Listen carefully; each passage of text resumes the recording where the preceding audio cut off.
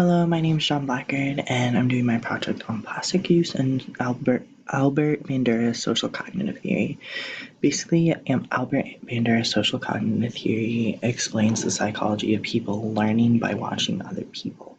Essentially, if we watch someone doing an action like playing baseball, we will learn how to play baseball from watching said person, and then it just continues like that. We continue to watch people and learn from watching them.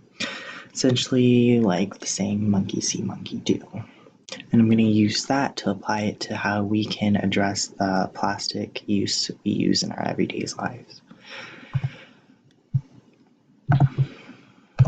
There is way too much plastic on our earth. Plastic takes hundreds and hundreds of years to break down and even then we are finding microplastics more and more in everywhere, even the water we drink. And we need to fix that. We need to reduce our plastic usage or somehow get it to zero if possible. At least get it back down to a manageable number in order so we're not polluting the world more than it already is. And in order to do that, the way the excessive amount of plastic has started was actually through social cognitive theory as well. Companies and people saw how easy it was to produce and how much they could make for such a quick buck, and how they could put it in everything. They can use it for everything. So eventually it became people seeing other people, oh, he's using packaging for his products. Oh, he's using plastic to build said device. So why don't I do that? And it's cheap, affordable, and quick bucks. So capitalism and everything has just made it to where plastic has become essential to business, where they like, oh, we need plastic in order to make this, and that to make the most profit. So social cognitive theory explains why we use so much plastic. They saw other people using it, so everyone else started using it as well. Scientifically, plastic is one of the major pollutants in our world. Plastic, according to the Bloomberg website, makes up 64.6% of pollutants in our world. And that's not even including the foam plastics shown in the black right here. It makes up another 10%. Foam plastics include things like styrofoam. And styrofoam requires a lot to fully recycle it and break down. And just leaving that and polluting it it takes even longer to break down naturally, even longer than most plastics do. So we're gonna tackle our excessive plastic use, with just talking about the complexity of recycling, charging the use of single-use plastics, since those are a major factor, like plastic bags and Ziploc bags. Laws to combat excessive use of plastic in order to cut back or restrict the use, and of course connecting it all to the social cognitive theory by Albert Bandura. Let's start with recycling. Recycling can be a very complex process, since so many things can be recycled: glass, paper, and then within paper there's cardboard, normal paper, wrapping, etc. And then plastics. Plastics have many different types, and then there's styrofoam. Styrofoam is a very difficult one, and there's just like simple saran wrap, etc. So plastics within itself has many different processes to recycle. And because of that, in the recycling process, you have to do certain steps. You have to separate it properly, or it can mess up the whole recycling process for said item and turn that whole bin of recyclables into trash. The system needs to be made simpler for the general population, for everyone, so they can understand it better and they can just more effectively recycle and be better at it. Actually, the Hall County Recycling Center has started implementing methods where you don't have to sort your recycling. You just throw it all in a bin and they will sort it for you. Some places in the world, they still don't have that, where you have to sort it manually. They'll have different bins. Around campus, actually, just for convenience, they actually have certain bins, like one will be for plastic, one will be for paper, etc. And within plastic, there'll be like different numbers. So if you look at the bottle or the packaging, you will see a little triangle, the recycling triangle, with a number in, and it's showing the type of plastic it is and explaining what process needs to recycle it. So the Hall County Recycling Center, I went there last semester with my environmental science class with Professor Hughes, and we saw walked through the whole plant, saw how they recycle it, see how they sort it. And even though we're throwing all our recyclables into one bin, it makes it easier if we separate. It makes their lives easier, but it's a matter of convenience for most people because honestly, throwing the trash and recycling is the last thing on most people's mind.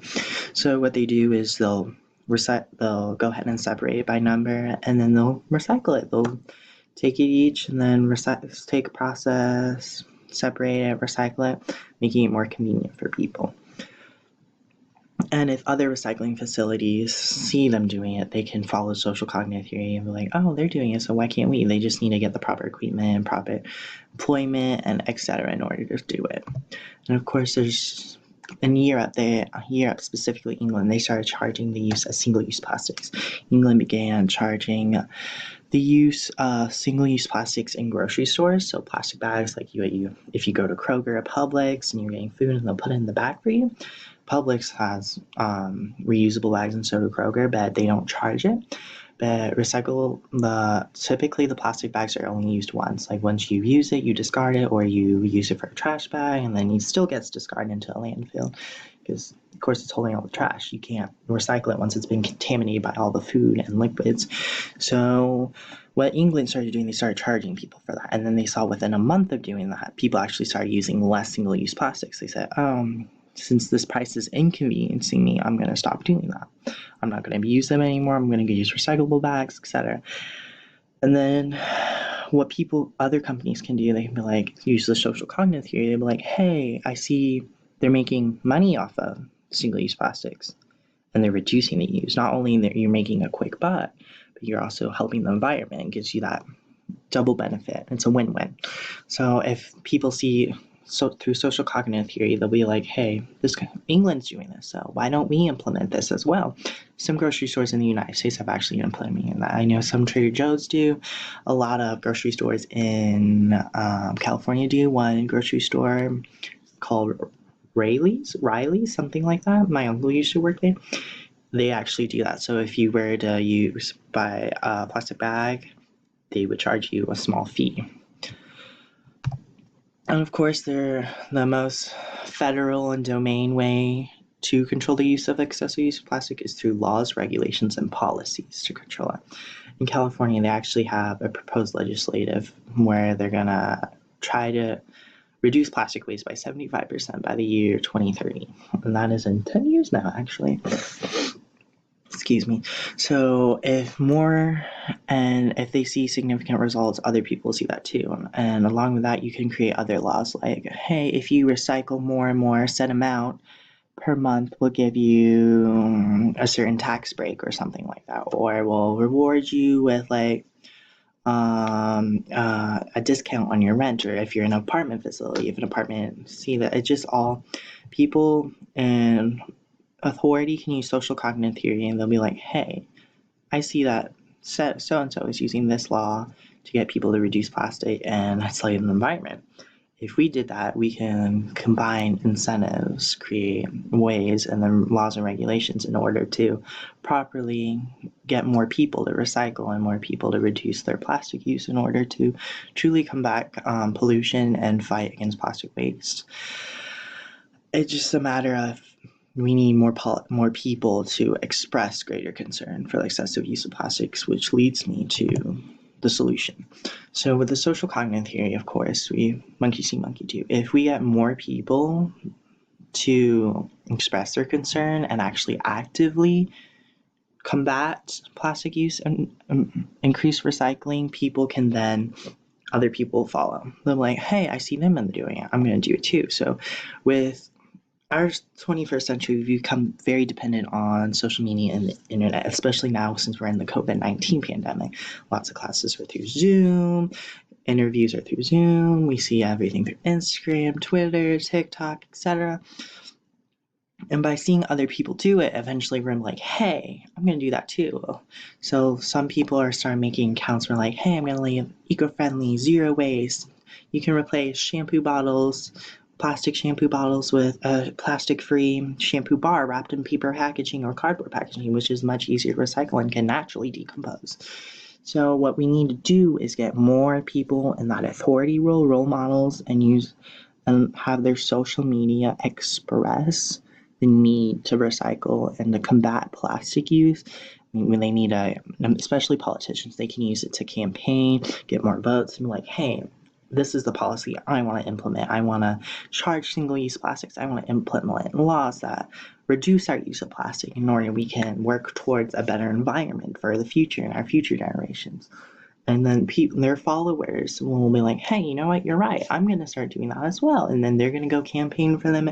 There's going to be a whole domino effect. Monkey see, monkey do. Everyone's going to see. And eventually it's going to hit everyone. If the right people just use their social media and influence in order to get that ball rolling. And of course, the conclusion is we just need to combine everything we're doing now, simple recycling, other countries charging simple use plastic, and certain laws and regulations, with this whole active mindset of thinking of Bandura's social cognitive theory. If politicians and stuff, role models, celebrities, athletes, social media influencers just kept that mindset and actively think about recycling and everything, they can thus create that social cognitive theory, monkey see, monkey do, follow, lead by example, and have other people follow them in order to truly combat plastic waste and reduce our plastic consumption and work towards a better environment and eventually help society as a whole. We'll have less pollution, eco-friendly ways, the planet will live longer, more stuff for future generations. We'll be able to survivability will go up, and we'll be able to find new researchers and new resources in order to truly survive and live a more eco-friendly way in order to protect our home, our mother.